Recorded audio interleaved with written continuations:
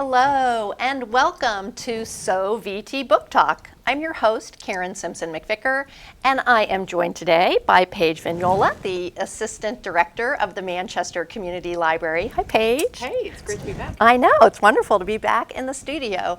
And I am so excited for our author guest today, who is Jon Mathewson. Hello. And Jon, along with the Dorset Historical Society, is the author of the new Arcadia Publishing Images of America book on Dorset, Vermont. Soon after getting his BA in history from Union College and his MA from UVM, Jon entered the museum world.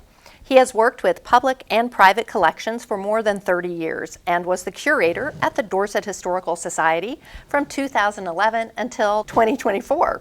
He is currently working on a longer version of an article he published in the Willamsack Review in 2015 and is assisting in starting the Vermont Beekeeping Museum and Discovery Center. So welcome to the program, Jon. It's good to be here, Caren. Hi, Paige. How are you? It's great to have you here. Good. All right. So I think most of us have seen these Image of America books for various towns, but I am just so curious about the process and how you worked to bring this beautiful book to life. Well, it's a simple process, very cookie cutter in a way.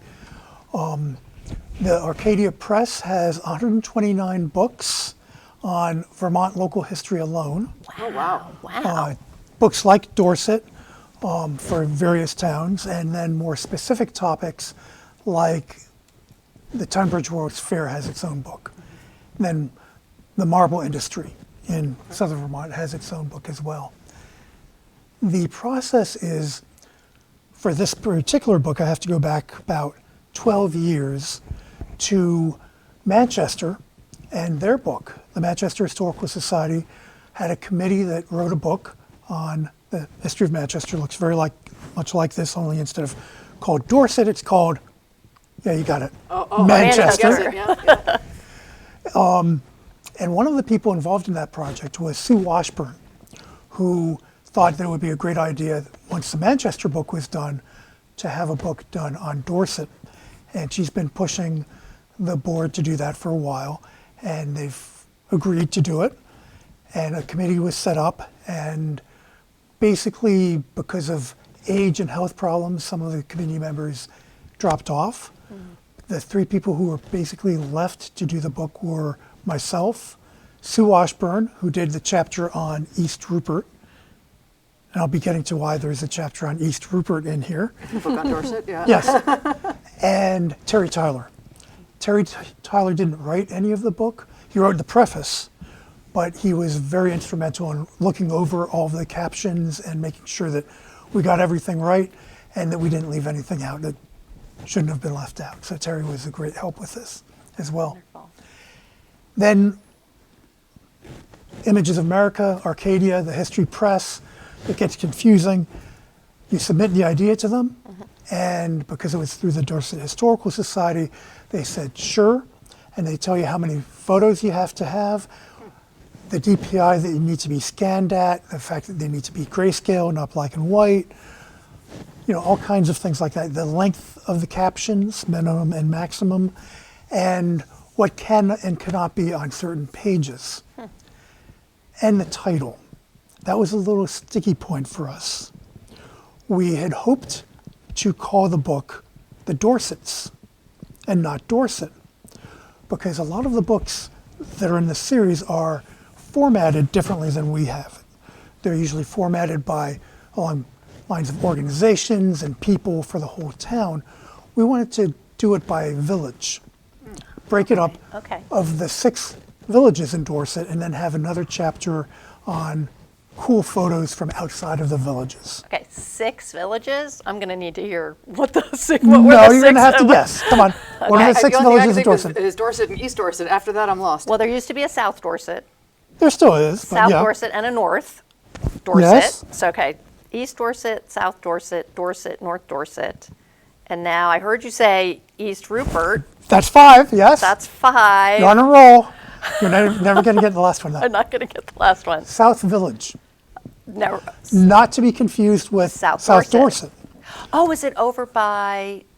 It's just south of East Dorset. East, right. Where basically, is it where the lake is? Benedict Where Road. Emerald is? Yes. Okay. Benedict Road, basically, which used to be an industrial place, had its own school, had its own village, and was considered distinct from East Dorset, which is just a little bit up the road. So what defines a village? When does something become a village as opposed to a hamlet or a town? What's the difference there? Well, okay, so a little bit of back history. The history of Vermont in 1761, Governor of New Hampshire, Benning Wentworth, drew a bunch of squares on a map and created a lot of the towns of Vermont, including Dorset. And it was just a 6x6 square. Geography didn't matter in any of these towns, which has messed up a lot of people over the years. So Dorset and Rupert are both split by mountains. Right. And so that's the town of Dorset. And then a village would be where people settled together. You might have farms spread out, like in the Dorset Hollow area or wherever.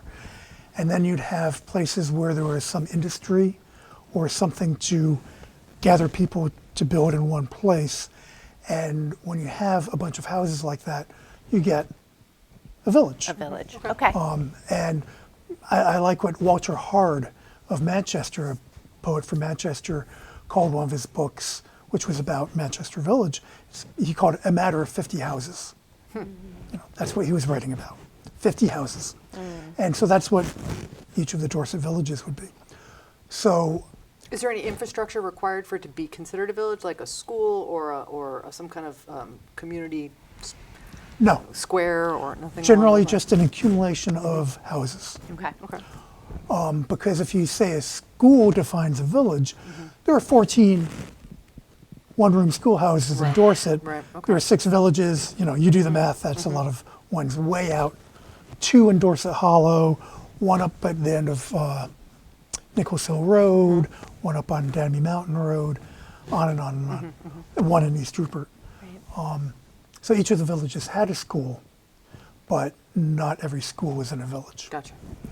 The rule of thumb there was you shouldn't have to walk more than a mile to get to school. Okay. Okay. Yeah, so they would be at least 2 miles apart. So the process of the book, so then we write the chapters and they edit them and tell us what's acceptable and what's not acceptable. One thing that I found frustrating, but it's still a great book. Don't let this be a negative thing on the book. I had hoped to have for each chapter heading have a caption, but also an inset from an 1800s map of each village. So here's a map from 1856 of South Village, or both. We would also have an 1869 map inset. So pick one of them or both of them, but they didn't want that. They don't want any images on the first page of the chapter. Okay. So, I gotta look. Right. Yeah. so that kind of got scrapped. But it is still filled with a lot of great information. Once we knew that it was the villages, we had to figure out what's the time see. period. Yeah. Did you get the maps in there eventually, or no? Some of them are in there. Okay. Some are not. I love looking at. Yeah, there's a one map. right there. There's a map. That's South Village. And So you really had to work within their template. oh yeah, which made it easy. There are a few things where I wish we could do this, but we couldn't. And they do so much. They provide so much help that that was worth it. It was fine. And because it has to be based on photographs, because it's images of America, that limited your time frame because Dorset has a history that goes very much pre-photograph. Yes. So the book we decided would be from about 1850 to 1960. Okay. The start point is that's about the oldest photographs of portraits that we have in the collection, or the Dorset Historical Society has in its collection. And 1960 is a significant date in Dorset history because that's when the Dorset School opened, 1859, 1860. And that's when all the villages became one school. united one school. All the one-room schoolhouses were closed, and people from Dorset and East Dorset finally got to meet each other in Dorset and not in Manchester. Right. Yeah. Oh, fascinating. Wow, that's really fascinating. Do you have a favorite story or photograph in the book? Oh, so many. So, because each we don't have all day, but each photograph is an opening to such larger stories. One of my favorite photos is of Martha Hatch Bush, and I think I have her marked here. Yes, right here. Let me hold it up to the camera. Yeah. This is a woman. She's in her 40s. She's eating an ice cream cone on the Dorset Green at a Dorset Field Day event. And so just by itself, the joy on her face of eating this ice cream cone and the joy of the kid running by her and just the people dressed in 1909 garb, it's just a wonderful photo. But who was Martha Ann Hatch Bush anyway? She was someone who grew up in Dorset, had a career elsewhere, and would visit for things like Field Day. Her mother continued to live in Dorset in the building that is now the Josiah Allen Real Estate Office. Okay. And more famous in the family was her brother, Lorenzo Hatch, who in 1909 is not in this photograph. In fact, he's in China. He was an engraver, kind of a child prodigy engraver, and got a job early on doing engravings for stock certificates. He also did a lot of the engravings on bills put out by the federal government in 1896, the Education Series, the most beautiful and controversial American currency. Again, a rabbit hole we won't go down. And in 1907, he was hired by the Chinese government, which was modernizing, to come over and set up an engraving office so they could do their own paper currency. Wow. And so he went over on a 7-year contract and set up the engraving office. And right before the contract ended, 1914, 1915, he died of a horrible illness. Different accounts have different accounts of what the illness was. And so emissaries from the Chinese government accompanied his coffin back to Dorset to make sure it arrived safely where he was buried in Maple Hill Cemetery. Wow. End of story, right? Presumably not. Of course not. So in 2012 or 13, it was 2013, I get an email. It sounds like a scam, Nigerian scam email. You know, father, government, money. You know. My father works for the Chinese engraving office, and he's going to be going to the International Numismatic Conference in Chicago this summer because it's so close to Vermont. Right, Chicago is so close to Vermont. Well, compared to China. China, yes. Would it be okay if we stopped by the legendary land of Dorset? No, the mythical land of Dorset, hometown of the legendary Lorenzo Hatch. Wow. Wow. I said, sure, why not? Stop on by. So the summer comes, and the guy comes, and with his son, Rocky, who had emailed me, and an entourage, photographers, translators, some people I'm not sure why they were there, but they were there. And the old man had worked his entire career in the engraving office, and he knew who trained him. And the guy who trained him knew who trained him. And that guy was trained by Lorenzo Hatch. Everyone there could trace their lineage in the engraving office back to Lorenzo Hatch. And so he was a much revered figure. So Dorset is this legendary town, or mythical town, town. with the legendary Lorenzo Hatch. And the guy found out something horrible about children in China, in his homeland. There were school-aged children who had never heard of Lorenzo Hatch or Dorset. So he wanted to remedy the situation by Goodness. creating a graphic memoir. That is fabulous. So great. So he wanted to visit Dorset to get the feel of what Dorset is Yeah. like, to visit the Josiah Allen Real Estate Office, and the people there were very accommodating that's to this great. entourage of people. Lorenzo Hatch's studio is still standing in the backyard there. He visited Lorenzo Hatch's grave in Maple Hill Cemetery. There was an exhibit in what was later Three Pairs Gallery that had some Lorenzo Hatch pieces, Southern Barn Art Center, so they went there as well. And they were only here for 24 hours, but they had a great whirlwind great time. visit, Got yeah. a lot of information. And later I was sent sketches of the pages from their Dorset visit that were going to be in the graphic memoir. So I haven't seen the finished product. I was going and to ask. It's been a while. So when was it supposedly published? Well, I got the pages in 2014. Okay. So presumably it's been That should be published out. in Chinese by now. Yeah. But perhaps not for the international market. Oh, we need to track We've this got to down. find, yeah, another project.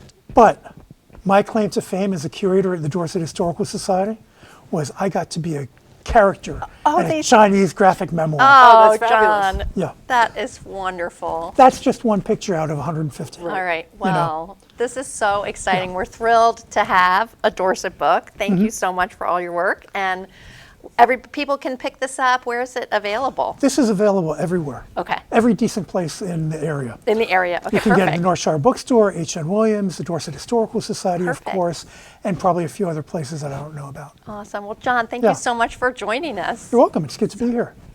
All right, well, Paige, time to get around to what we've been reading. This is our segment called Last, Now, Next, where we talk about the last book we read, what we're reading now, and what's on our nightstand coming up next. So the last book that I read was Heartwood by Amity Gage.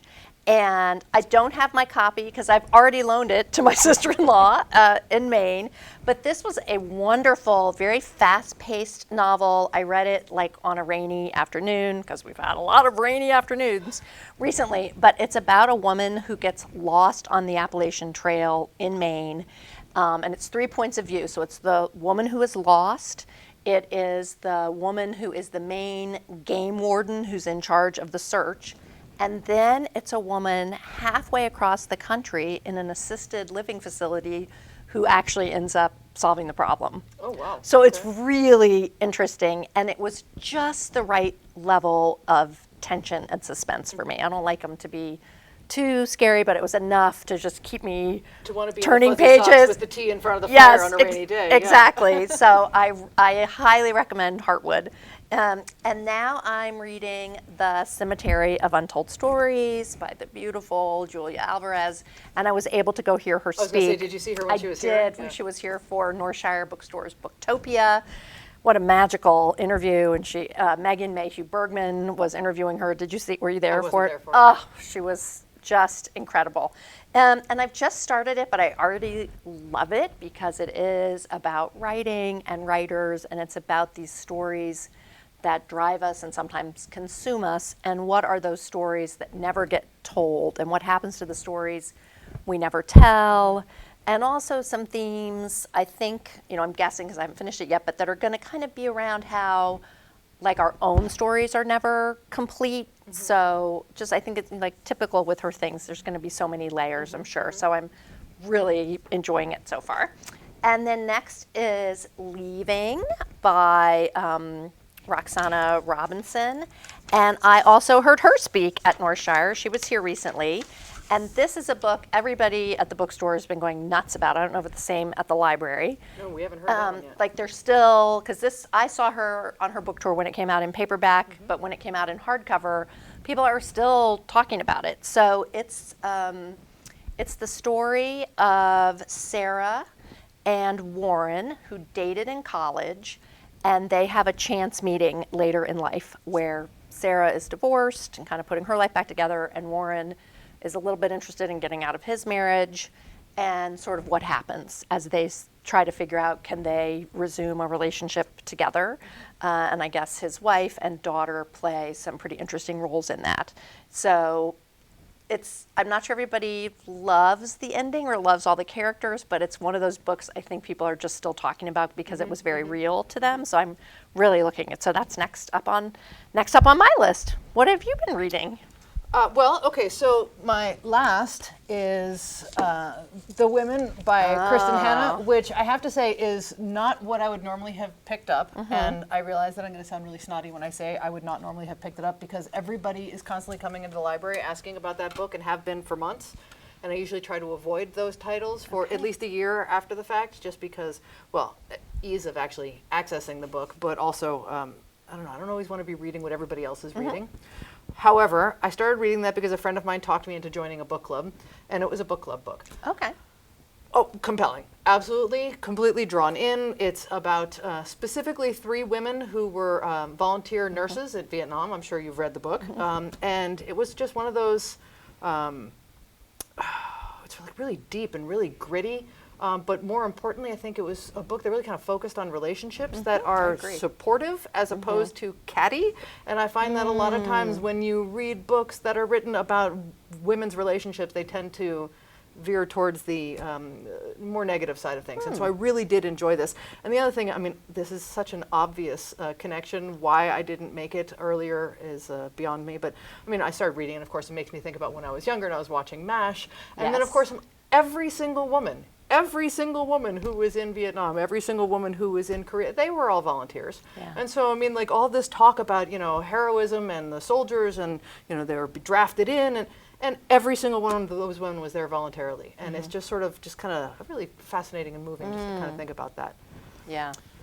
My current read is a little bit perhaps unusual, but I pulled it out because I am a huge Jane Austen fan. I know you are. I love Jane Austen. You know, it's one of that's like my teddy bear book. You know, Yeah. Pride and Prejudice is actually my teddy bear book. But I've been working with a homeschool student for about the past year or so, and we do a lot of literature analysis and that sort of stuff. And I got her hooked on Jane Austen. And so after we finished one book, she was like, can we read another? So we started reading Emma. I love Emma. So Emma's one of my favorites. my now book.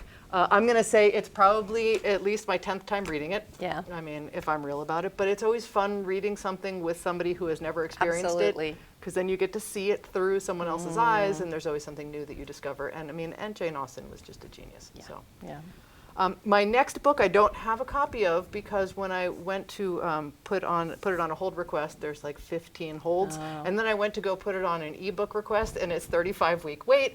But so it may not be my next book, but I'm very excited about this one. It's called I Who Have Never Known Men, and it is a dystopian future type drama that is written by a Belgian author named Jacqueline Hartman. And it was just recently, I think it was written in 2019, but it was just recently translated into English. And this is her first book that was translated into English. And the reason why this is my hopefully next read, although again, I think it's going to be a moment, is because one of my best friends who I've been friends with for like 40 years at this point in time, she and I have very similar tastes. She texted me at about 2 o'clock in the morning a couple nights back. She's like, Paige, I'm reading this book. I don't even know what I'm reading. It's intense, it's weird, it's wild. It's for a book club. I don't even plan on going to the book club and I can't stop reading it. And I'm like, oh, okay, well, there's a recommendation for you. So it is about a group of women and one, I believe, adolescent girl who are held underground in some kind of prison complex until one day this alarm sounds and they're all let free, and nobody knows any kind of context, it seems, as to why they were there, how they escaped, what was going on. And I was told, don't ask more questions, just read it. Just read it. Wow. I'm going to just read it. That's amazing. Yeah, I'm kind of excited. That's really, really excited. Well, we also have some incredible events happening in our area in June.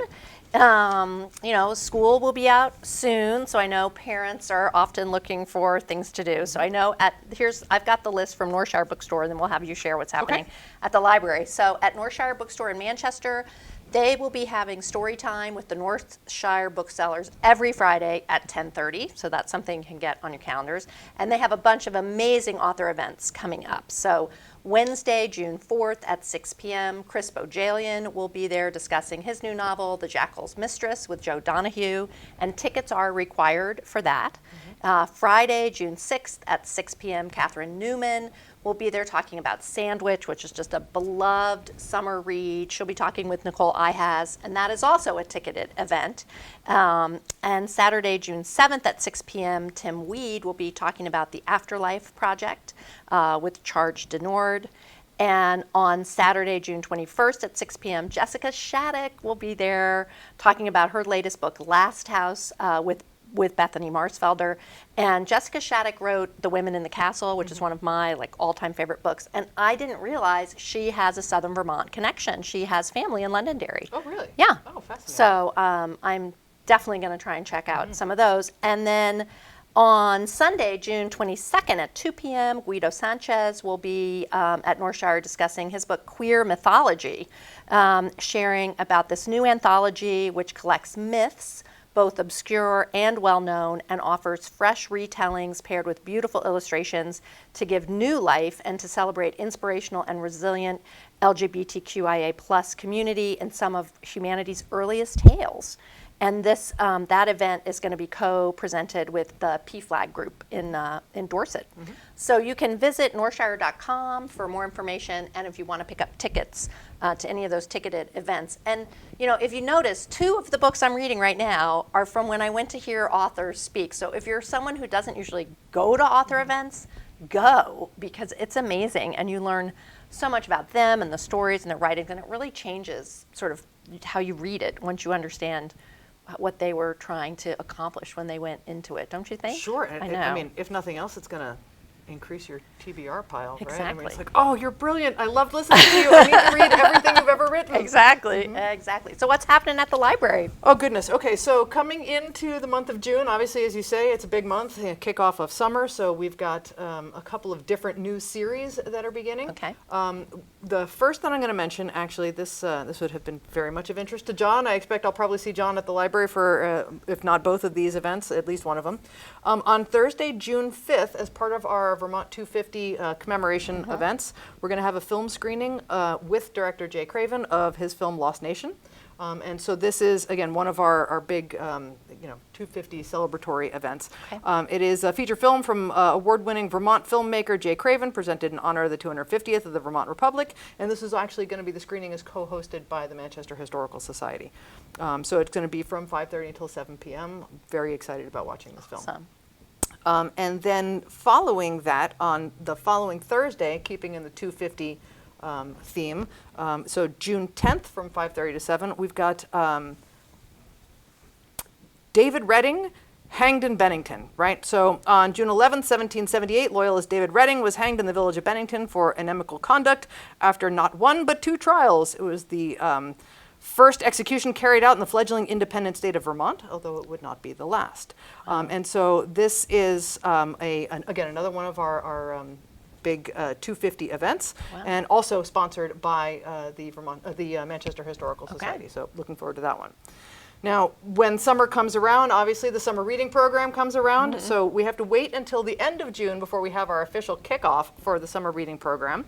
But we have, actually we're partnering with the Weston Youth Theater Company for our big summer reading program kickoff this year. Fun. And I'm sure you're familiar with the Mo Willems book series, and Definitely. they are doing a production of Don't Let the Pigeon Drive the Bus, the musical, which I didn't even know it was possible to turn into a musical, but I'm very excited about that. So we're going to have that event at the library, musical, and then of course all things pigeon related, all kinds of activities, all kinds of games and fun things.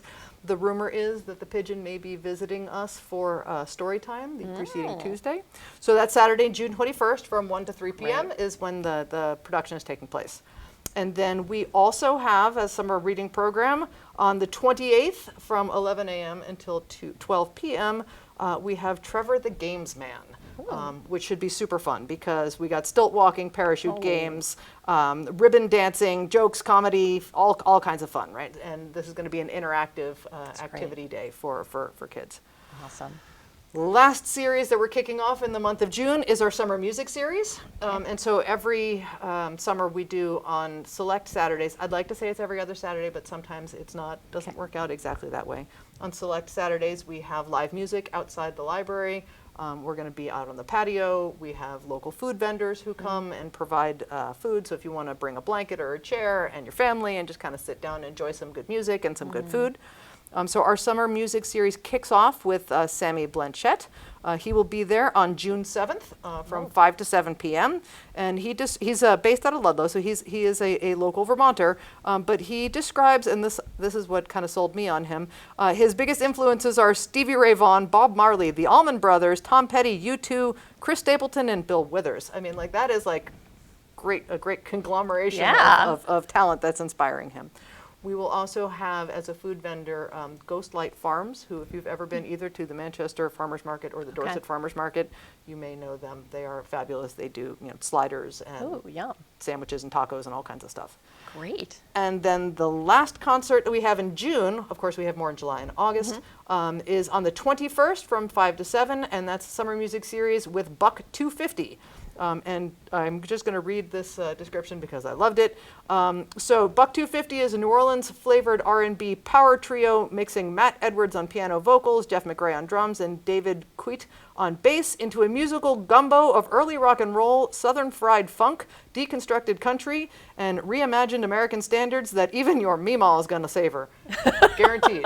So I just I love that. When somebody gives me language like that, I'm like, you know what, that's got to be a direct sign 'em up. So, yeah. Oh my gosh, that sounds amazing. So it's summer. It's summer. It's finally here. Well, thank you for being Ish, here. it's I know. here, yeah. I wish it was really here.